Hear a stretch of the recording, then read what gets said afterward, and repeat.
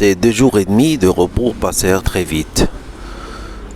Le vendredi, après déjeuner, je me retrouvai à l'école, hurlant les versets coraniques et scandant les mots sur ma planchette à coups de poing. Une mèche de cheveux ornait le côté droit de ma tête. Elle tournoyait aux 4 vents pendant que j'apprenais frénétiquement ma leçon. Mes doigts me faisaient mal à force de cogner sur ma planchette de bois.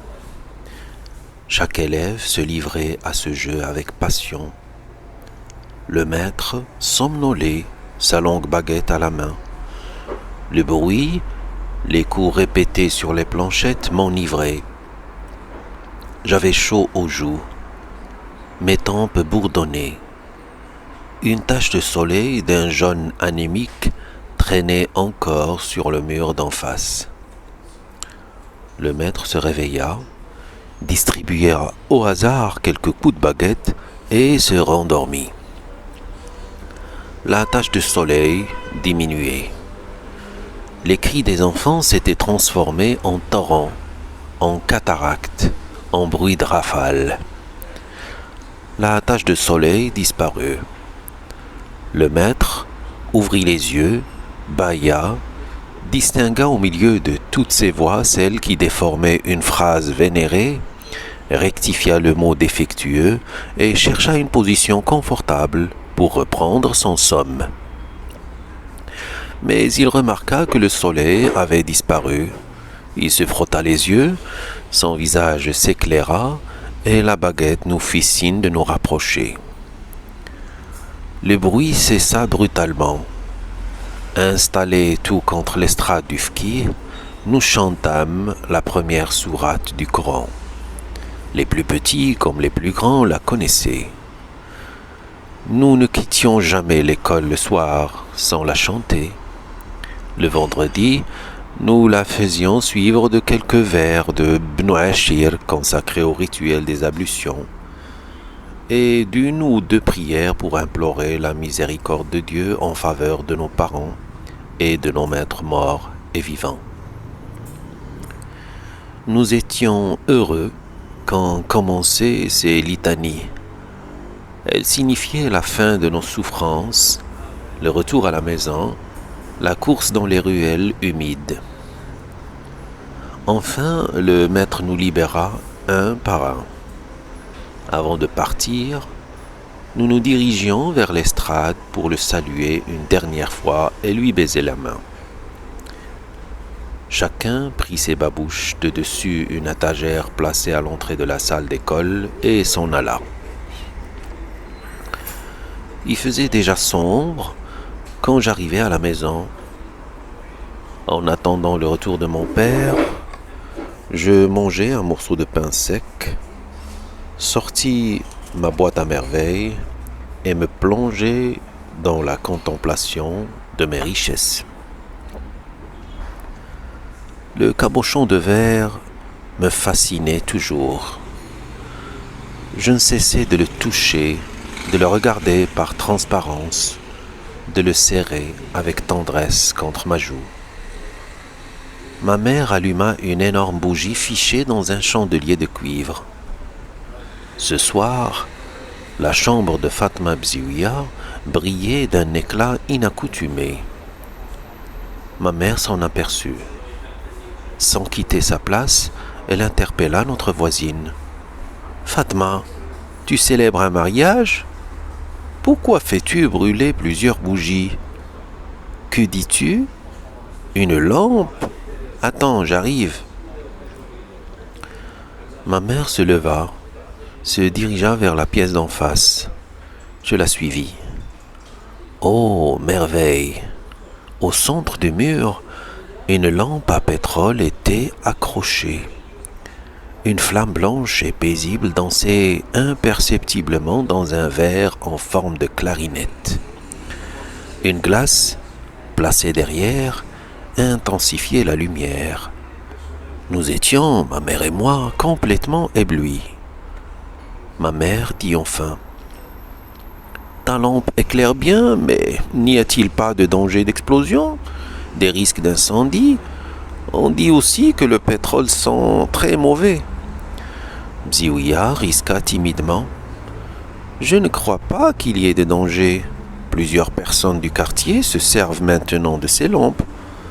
Elles en paraissent très satisfaites. Vous devriez en acheter une.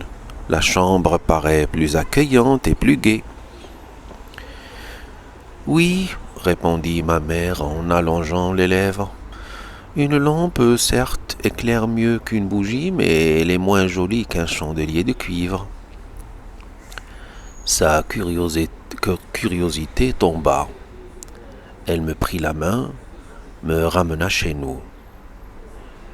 Elle ne dit plus rien jusqu'à l'arrivée de papa. Elle prépara le dîner, comme à l'ordinaire, disposa la petite table ronde, rassembla à portée de sa main les accessoires pour le thé. Lorsque mon père franchit le seuil de la chambre, je me précipitai pour l'accueillir. Sa face devint rayonnante. Il se baissa, me saisit sous les aisselles et me souleva à la hauteur de son visage. Il devint lourd, cet infidèle. C'est bientôt un homme. Non, lui dis-je, je serai un homme quand j'aurai une belle barbe. À la saison des pastèques, j'ai beau me frotter les joues avec leur jus, aucun poil ne me pousse. Et c'est encore la saison prochaine, me dit mon père. Peut-être obtiendras-tu quelques résultats. Tu auras alors une belle barbe noire. Toi, papa, tu as 2 poils blancs à ta barbe. Je crois que tu vieillis. Non, me dit mon père. Non, c'est une simple envie. Il vaut mieux avoir une goutte de lait dans ses poils de barbe qu'une figue ou une grappe de raisin sur le bout du nez. Cette remarque provoqua chez moi de grands éclats de rire. Le dîner était délicieux, un mets que je préférais entre tous, des pieds de mouton au pois chiche. Nous mangeâmes copieusement. La table débarrassée, ma mère nous servit du thé à la menthe et parla des menus événements de la journée. Mon père sirotait son thé et répondait rarement. La lumière baissa une seconde. Ma mère moucha la bougie avec une paire de ciseaux rouillés. Elle en profita pour déclarer que les bougies devenaient de moindre qualité, qu'il en fallait une tous les 3 jours et que la pièce paraissait lugubre avec toutes ces ombres qui s'amassaient dans les angles.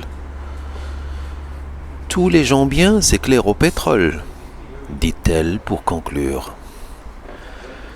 Ces propos laissaient mon père dans une indifférence totale. Mes yeux brillaient de curiosité. J'attendais son verdict. J'admirais intérieurement l'habileté de ma mère. Je fus déçu. Sans commentaire, mon père se prépara pour dormir. Je gagnai mon lit. Je rêvais cette nuit d'une belle flamme blanche que je réussis à tenir prisonnière dans mon cabochon de verre taillé en diamant. Le lendemain, à mon retour du MSID pour le déjeuner, je sautai de joie et de surprise lorsque je découvris, accrochée au mur de notre chambre, bien au centre, une lampe à pétrole identique à celle de notre voisine.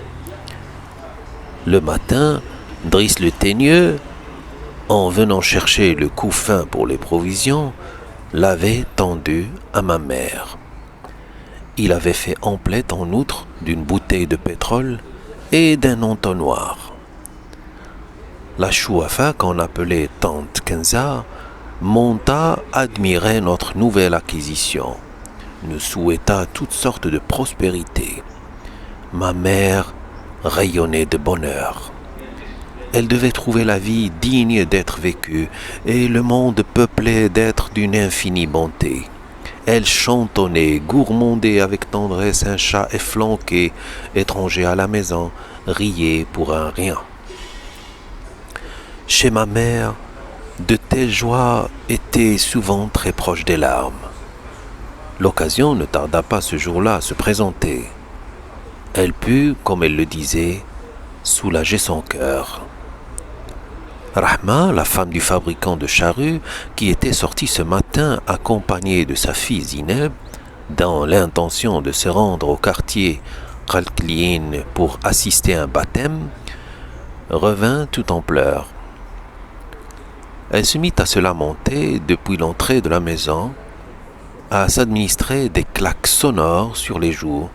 « Malheur, malheur à moi! Je suis la plus misérable des mères. Je ne pourrai jamais survivre à cette douleur. Personne ne pourra soulager ma peine. » Les questions fusaient de toutes les fenêtres. Les femmes avaient interrompu leur besogne. Elle la suppliait de les mettre au courant de la nature de cette catastrophe qui l'avait frappée. Ma mère oublia que Rahma n'était qu'une pouilleuse, une mendiante d'entre les mendiantes. Toute émue, elle se précipita au premier étage en criant « Ma sœur, ma pauvre sœur, que t'est-il arrivé? Nous pouvons peut-être te venir en aide. Cesse de pleurer, tu nous déchires le cœur. » Toutes les femmes entourèrent Rahma, la malheureuse. Elle réussit enfin à les renseigner. Zineb avait disparu, perdue dans la foule. En vain, sa mère avait essayé de la retrouver dans les petites ruelles latérales. Zineb s'était volatilisée. Le sol l'avait engloutie et il n'en restait pas la moindre trace. La nouvelle de cette disparition se propagea instantanément dans le quartier. Des femmes inconnues traversèrent les terrasses pour venir prendre part à la douleur de Rahma et l'exhorter à la patience. Tout le monde se mit à pleurer bruyamment.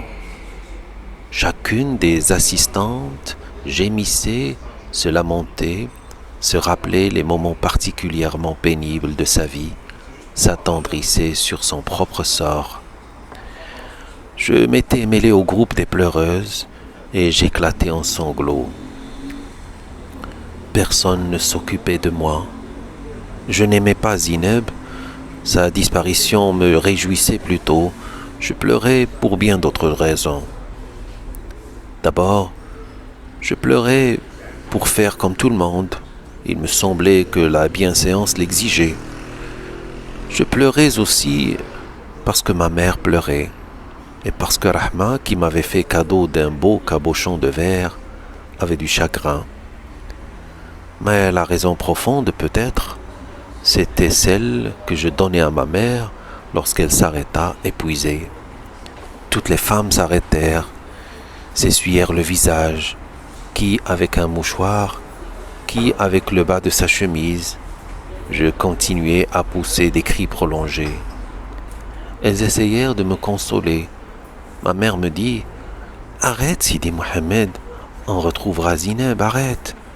Tu vas te faire mal aux yeux avec toutes ces larmes. » Hoquetant, je lui répondis « Cela m'est égal qu'on ne retrouve pas Zineb.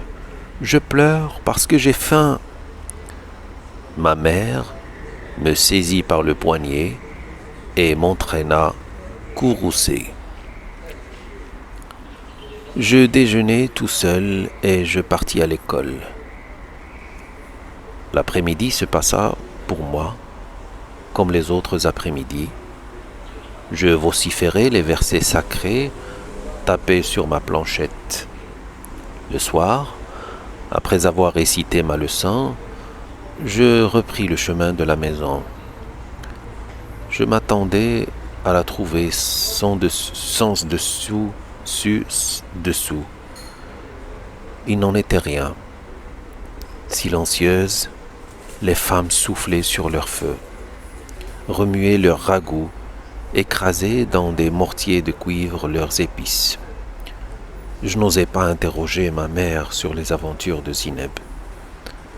Mon père arriva, comme de coutume, après la prière de l'Isha.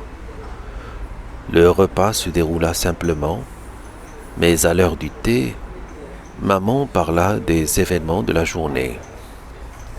Elle commença. Cette pauvre Rahma passait une journée dans les affres de l'angoisse. Nous avons toutes été bouleversées. Que s'est-il passé? Demanda mon père. Ma mère reprit. Tu connais Allal, le fournier qui demeure à Kalkliin? Si, tu dois le connaître. Il est marié à Khadija, la sœur de notre voisin Rahma. Il y a 1 an, ils sont venus passer une semaine ici chez leurs parents. Ce sont des gens honnêtes, pieux et bien élevés. Mariés depuis 3 ans, ils désiraient vivement avoir un enfant. La pauvre Khadija a consulté les guérisseurs, les fkis, les sorciers et les chouafas sans résultat. Il y a 1 an, ils sont allés au pèlerinage à Sidi Ali Boussargin. Khadija se baigna dans la source, promit au saint de sacrifier un agneau si Dieu exauçait son vœu. Elle a eu son bébé. Depuis 6 jours, la joie du ménage est à son comble. Demain, on procédera au sacrifice du nom. Mon père osa faire remarquer qu'il ne voyait pas dans cet événement motif à angoisse. Mais ma mère l'interrompit et déclara qu'il était incapable d'écouter jusqu'au bout un récit. « Attends, dit-elle, je commence à peine. Tu m'interromps tout le temps. » Rahma était donc invitée au baptême et à la cérémonie du nom. Son mari lui acheta une belle robe parsemée de fleurs multicolores. Elle sortit son foulard de mariage, le beau foulard rouge à décor d'oiseaux, habilla de neuf sa fille Zineb, et elles partirent de bonne heure ce matin. Elles passèrent par Mshatin, Sfarin et Louedine. Tu ne vas pas citer toutes les rues de Fès, dit simplement mon père. Je pouffai de rire. Des yeux sévères se fixèrent un moment sur moi, et ma mère reprit. Elles arrivèrent à Rcif. La foule barrait le chemin. Un marchand vendait des poissons frais. 1,75 franc l'hurtal. À Joutia, les poissons se vendent 2,25 francs. Les gens se battaient pour se faire servir. Rahma et sa fille furent prises dans les remous de cette cohue. Une fois à l'air libre, Rahma rajusta son haik et constata la disparition de Zineb. Elle appela, cria, ameuta la foule.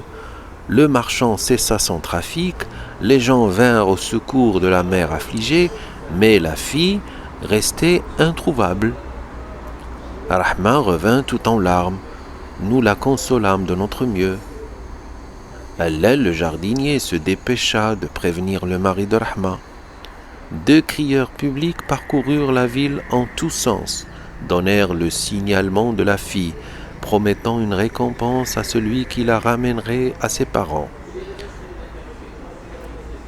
Pendant ce temps, nous, faibles femmes, nous ne pouvions que pleurer, offrir notre compassion à la malheureuse mère. J'avais le cœur gros. Fatma Bziouia et moi, nous partîmes à Moulay Idriss. Dans de pareilles circonstances, il faut frapper à la porte de Dieu et de ses saints. Cette porte cède toujours devant les affligés. Une vieille femme surprit notre douleur. Elle nous en demanda le motif. Nous la mîmes au courant du triste événement. Elle nous prit par la main et nous emmena à Dar Kitoun, la maison des Idrissides, lieu d'asile de toutes les abandonnées. Là, nous trouvâmes Zineb. La Muqaddama l'avait recueilli et nourri pour l'amour du Créateur. Elle eut un rial de récompense, et nous la remerciâmes pour ses bons soins.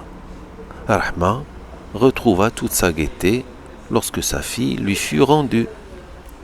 Louange à Dieu, termina mon père.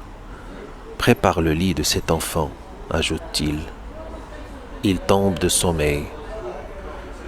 Sous mes couvertures, les yeux ouverts, j'imaginais dans une douce somnolence la maison des Idrissides.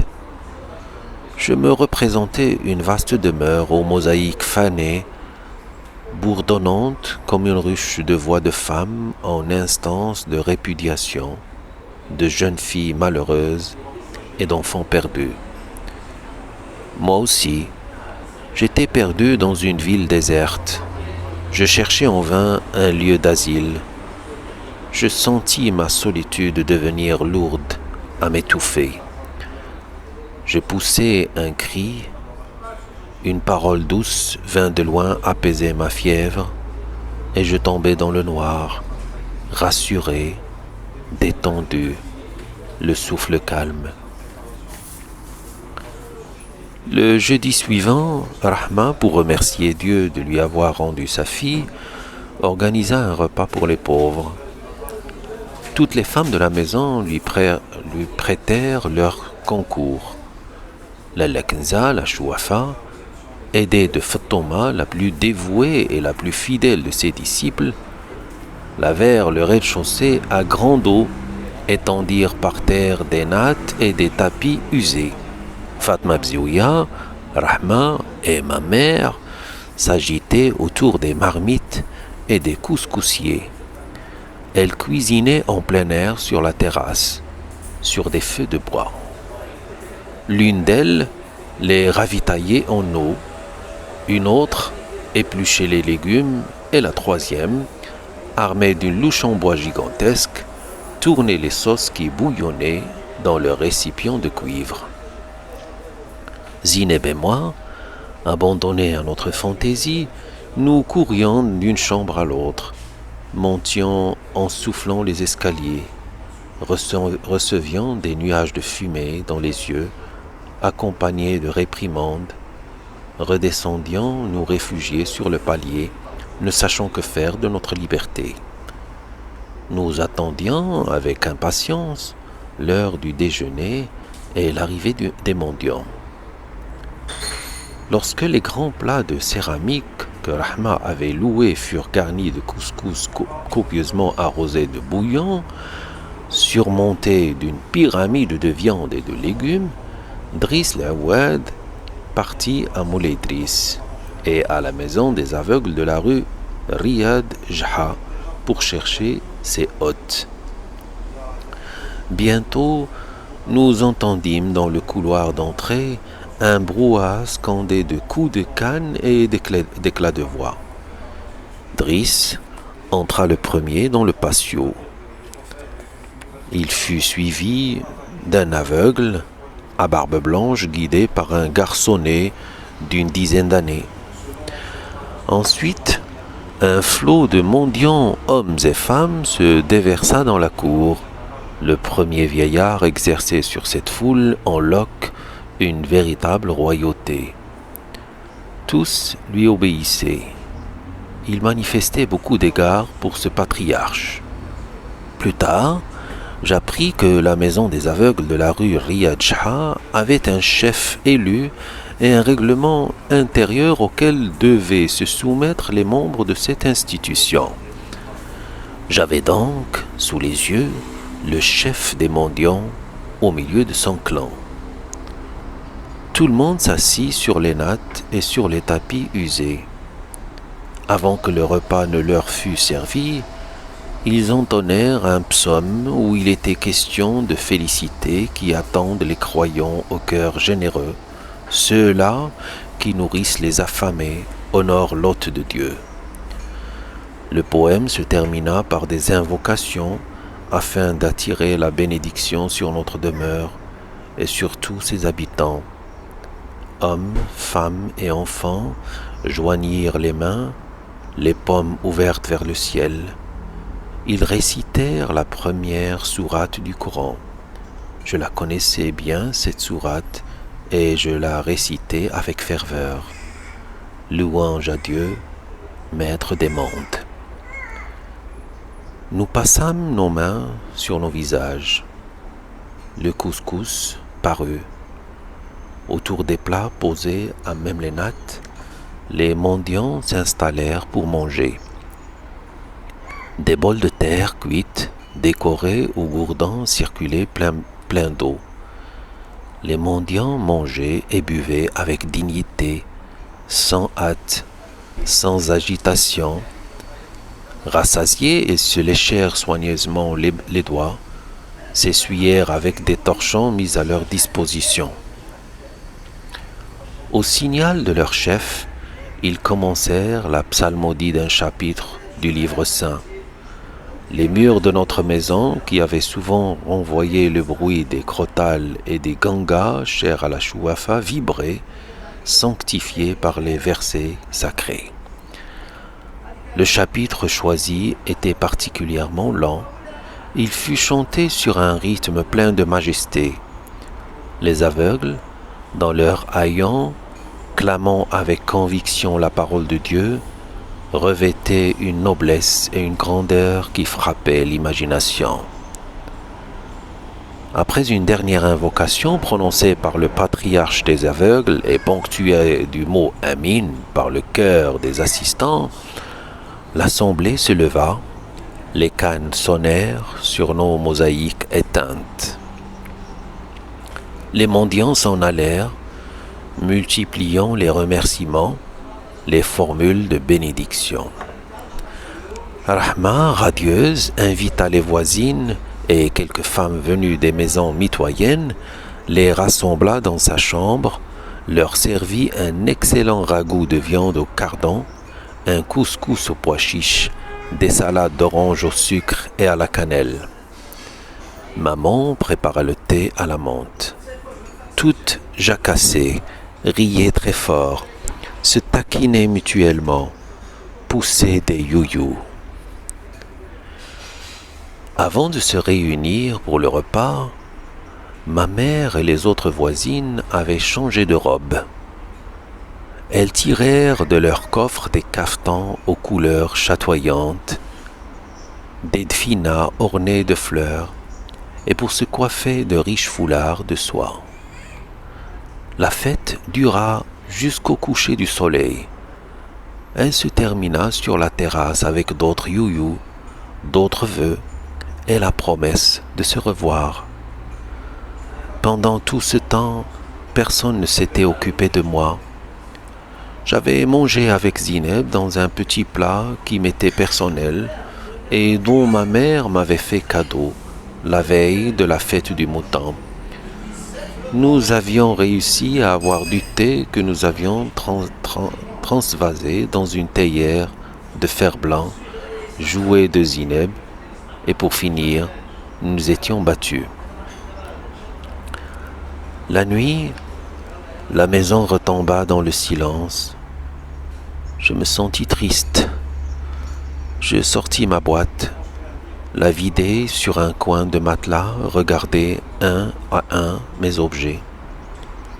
Ce soir, ils ne me parlaient pas. Ils gisaient inertes, maussades, un peu hostiles. Ils avaient perdu leur pouvoir magique et devenaient méfiants, secrets. Je les remis dans leur boîte. Une fois le couvercle rabattu, ils se réveillèrent dans le noir pour se livrer à mon insu à des jeux fastueux et délicats. Ils ne savaient pas dans leur ignorance que les parois de ma boîte à merveilles ne pouvaient résister à ma contemplation. Mon innocent cabochon de verre grandit, se dilata, atteignit les proportions d'un palais de rêve, s'orna de lumière et d'étoffes précieuses. Les clous, les boutons de porcelaine, les épingles et les perles changées en princesses, en esclaves, en jouvenceaux pénétrèrent dans ce palais, jouèrent de douces mélodies, se nourrirent de mets raffinés, organisèrent des séances d'escalopettes, volèrent dans les arbres pour en croquer les fruits, disparurent dans le ciel sur l'aile du vent en quête d'aventure. J'ouvris la boîte avec d'infinies précautions afin de jouir plus intensément du spectacle. L'enchantement disparut. Je trouvai simplement un cabochon de verre, des boutons et des clous sans âme et sans mystère. Cette constatation fut cruelle. J'éclatai en sanglots. Ma mère survint, parla de fatigue, m'emmena dormir.